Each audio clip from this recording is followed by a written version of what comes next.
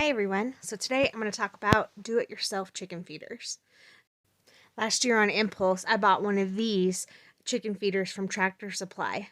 It's a great chicken feeder, but it was really expensive.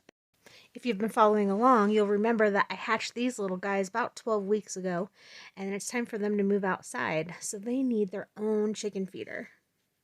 So after hours and hours of time on YouTube trying to find the perfect feeder, I decided to go with the bucket feeder. In the picture, you'll see all four of these feeders that we either have or used in the past. Unfortunately, with our high winds, the two on the right hand side tend to get blown over once they get empty, and the one on the left on the bottom, when the chicks were little, they would climb up inside and get stuck.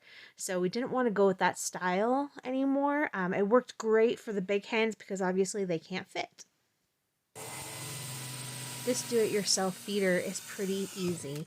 Really, you just drill 4 holes into the bottom of a bucket and attach a snack tray to the bottom with some screws and fill it up.